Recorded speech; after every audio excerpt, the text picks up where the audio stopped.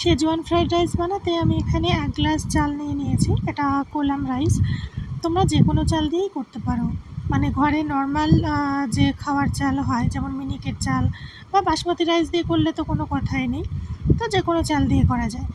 আমি ক্যামেরাটা না চালের অনেক কাছে এনেছি, ওই জন্য হয়তো তোমরা চালটা ভালো বুঝতে পারছো না। এই চালটা খুব সুগন্ধি আর সুস্বাদু, যে কোনো রাইস আইটেম খুব ভালো হয় এটা দিয়ে। তো তারপর সবজি নিয়েছি হাফ বাটির মতো মটর, বিনস, গাজর আর ক্যাপসিকাম কুচি। তোমরা যে কোনো সাইজের মাপে আর কি কাটতে পারো। আর এখন সব সবজিগুলো ভালো করে ধুয়ে একটু সামান্য জলে একটু লবণ দিয়ে ওই 20% মতো একটু মানে বয়েল করে নেব। আর এপাশে নিয়েছে আদা রসুন কুচি, পেঁয়াজ দেখলে কীভাবে কাটা আছে, আর স্প্রিং অনিয়নের হোয়াইট পার্ট গ্রিন পার্ট আলাদা করে কাটা আছে, আর একটা ডিম, আর ওই কিছুটা কাঁচা লঙ্কা ফালি করে রাখা আছে। তো এরপর লাগছে চিকেন, বোনলেস চিকেন আর কি। তো ছোটো ছোটো কুচি করে কেটে আদা রসুনের পেস্ট, একটু সামান্য লবণ, গোলমরিচ গুঁড়ো আর একটু সয়া সস দিয়ে ম্যারিনেট করে রেখেছি। তো প্রথমে এখন ওই ম্যারিনেট বলতে ওই 10 থেকে 15-20 মিনিট রাখলেই হলো। তো তারপর ওই ম্যারিনেট চিকেনটা আগে কড়াইতে সামান্য রিফাইন্ড তেল দিয়ে ভালো করে আর কি একটু ভাজা ভাজা করে নিচ্ছি।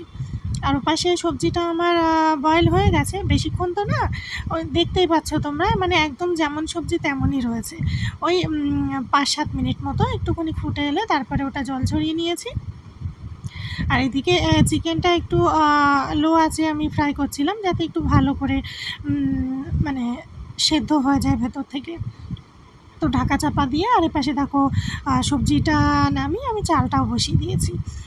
তো ভাতটাও প্রায় হয়ে এসেছে, একটু বিরিয়ানি রাইসের মতো 80% কুক করে নামাতে হবে, নাহলে ওটাই যেহেতু পরে গিয়ে আবার ফ্রাই হবে, তো তারপর আর কি শেষে একদম শেষে প্রপার কুক হয়ে যাবে।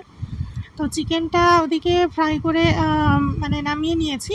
এখন ওই কড়াইতে একটুখানি আদা রসুনের পেস্টের সমস্ত মশলা লেগেছিলো, আর একটা ডিম আর কি চাউমিনে দেওয়ার মতো করে কুচি কুচি করে আর কি নিয়েছি, মানে ভাজার সময় কুচি কুচি করে আর কি নামিয়ে নিয়েছি। তো তারপরে আরও একটু সামান্য রিফাইন্ড তেল দিয়ে সবজিটা অর্ধেক মতো ফ্রাই হবে, মানে পুরো ফ্রাই করলে যেভাবে আমরা ঘরে চালের সাথে সবজি মানে ভাজা খাই ওরকমটা কিন্তু নয়।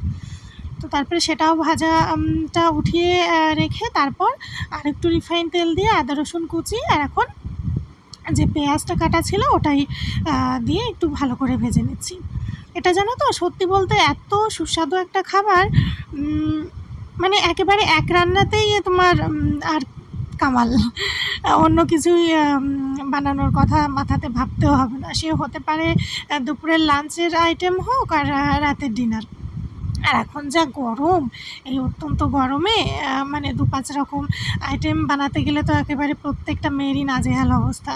তো তার থেকে এরকম একটা আইটেম কিন্তু তোমরা করেই নিতে পারো। তো দেখো এখন কথা বলতে বলতে পেঁয়াজটা তো ভাজা হয়ে গেছে। তারপর আমি দিলাম স্প্রিং অনিয়নের হোয়াইট পার্টটা আর যে লঙ্কাটা ফালি করে রাখা ছিল সেটা। তো এটাও এবার একটু পেঁয়াজের সাথে হালকা ফ্রাই হবে। এখন ওটাও ভালো করে একটু ভাজা হতে হতে এবার ভাতগুলো অল্প অল্প করে দিয়ে দেবো।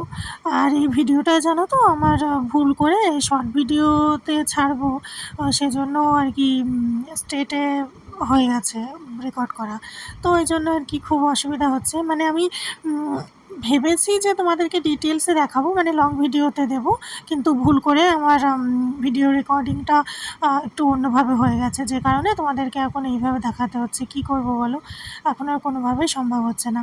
তো দেখো চালটা দেওয়ার পরে আমি একটু সামান্য লবণ আর শেজওয়ান ফ্রাইড রাইস মশলা পাওয়া যায় চিংস কোম্পানির, তোমরা যে কোনো কোম্পানির পেলে নিও, না পেলেও কোনো অসুবিধা নেই, ওটা না দিলেও অন্য বাদবাকি যে আদার্স জিনিসগুলো দেওয়া হচ্ছে তাতেই অনেক বেশি সুস্বাদু হয়।